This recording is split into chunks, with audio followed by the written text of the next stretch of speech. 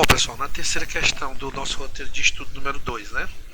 Ela diz o seguinte: qual a correlação entre energia livre de ativação e velocidade de reação?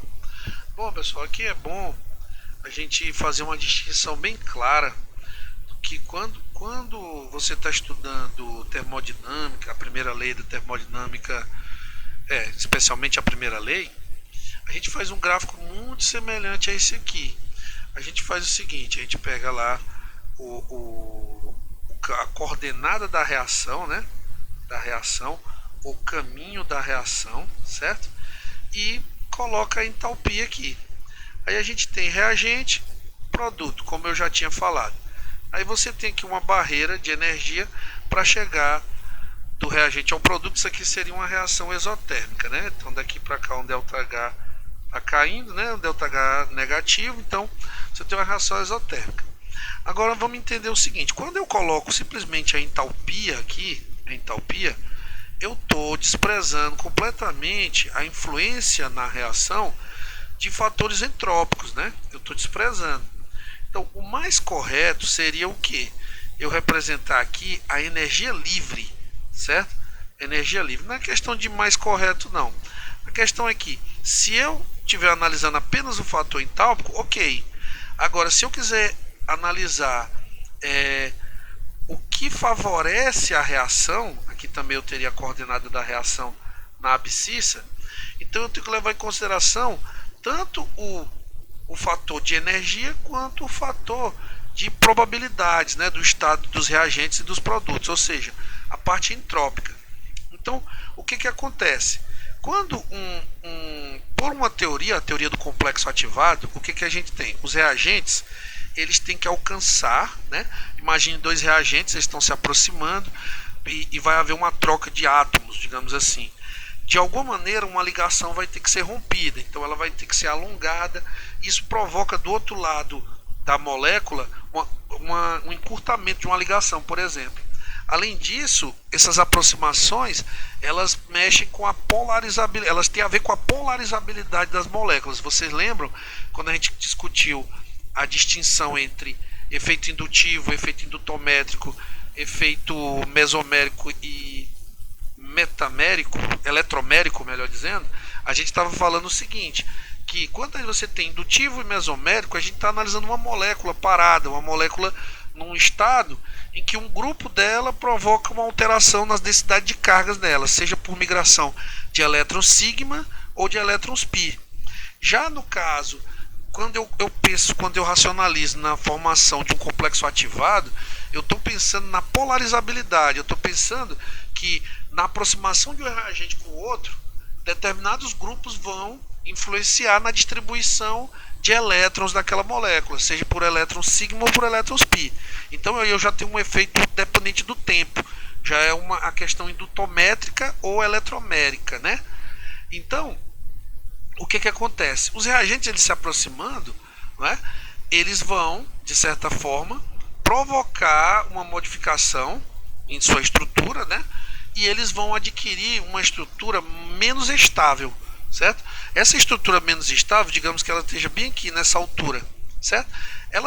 Ela alcançou esse nível de energia aqui, por quê?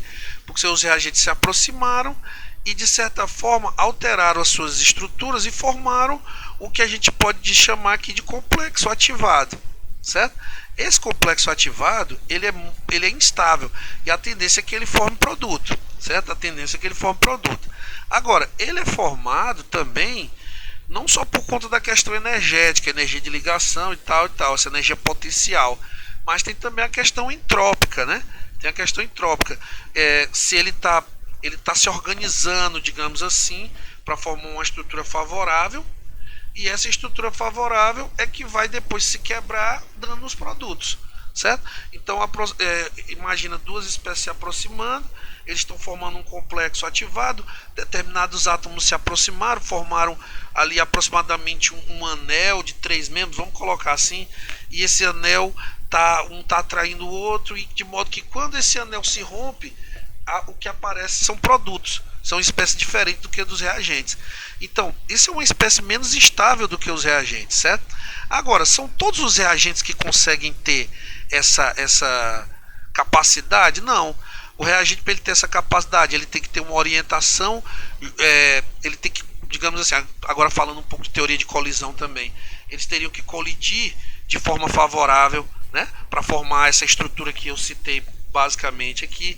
Eles têm que ter energia suficiente para formar, para subir e formar esse complexo ativado, certo? Então a gente pode pensar o seguinte: esse complexo ativado, que é uma espécie virtual, digamos assim, pessoal, não necessariamente você consegue isolar ela do meio. Você pode medir por métodos, você pode acompanhar, vamos supor que você tem um RMN dinâmico, você fica tirando o espectro de RMN dinâmico no tempo, de alguma maneira você vai estar lá tirando o espectro dos reagentes, dos produtos e do complexo ativado. Às vezes você vê o sinal de alguma coisa que está acontecendo ali, certo? Então, não necessariamente você vai conseguir pegar e isolar ele, né? Isolar numa situação em que extrair com solvente, alguma coisa assim. Então, o que acontece?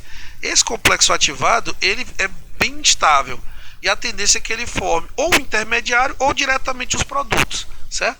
Se o intermediário é bastante estável, você até consegue isolar esse intermediário. Agora, se o intermediário ele não é muito estável, ele é o próprio complexo ativado, certo? E daí você vai ter simplesmente a queda aqui para os produtos. Agora, pode haver a situação em que esse complexo ativado, você tá ele aqui, ele cai para um intermediário. Esse intermediário precisa vencer novamente uma barreira para cair para o produto, certo? Então pode existir essa situação. E em algumas situações, se esse intermediário for razoavelmente estável, ou seja, quanto mais baixo for esse patamar aqui, né, ele vai ser mais estável, você pode até isolar ele do meio, certo? Você pode até isolar. Então é essa situação que você pode isolar. Agora, em geral, você não vai ter como fazer esse isolamento. Então o complexo ativado ele é uma espécie virtual, digamos assim. Então o que foi que aconteceu daqui para cá, pessoal? A energia livre, ela aumentou. A energia livre, se eu comparar o reagente e o complexo ativado, a energia livre, o ΔG, ele é positivo, certo? Então o que acontece? Há um ganho de instabilidade, ou seja, perda de estabilidade, tanto da parte energética, entálpica, quanto da parte entrópica, certo? Então, observe que quanto mais baixo for esse ΔG, que é o que a gente chama de energia livre de ativação, quanto mais baixo for esse ΔG, mais fácil, digamos assim, entre aspas, né, para uma determinada temperatura, eu vou ter reagentes que consigam se aproximar, moléculas reagentes, e vencer essa barreira. Então, quanto mais baixo for esse ΔG, mais veloz vai ser a reação, não é isso? Mais veloz vai ser a reação. Por quê? Porque para chegar nesse complexo ativado, eu preciso vencer esse morro. Se o morro for mais baixo, eu consigo vencer de forma mais favorável numa dada temperatura. Então a velocidade da reação vai ser maior. A tendência é essa. Então entenda que eu estou vencendo a barreira de ativação, e essa barreira de ativação ela não é simplesmente entálpica. Ela envolve também questão de organização, a questão entrópica. Então essa é a minha energia livre de ativação, tá? Então, uma vez que ela é vencida, esse produto, essa espécie instável se transforma em produtos, e aí eu tenho o meu curso da reação andando naturalmente, tá? Então, algumas coisas que a gente já tinha comentado nas questões anteriores, e a gente vai continuar falando sobre isso, tá?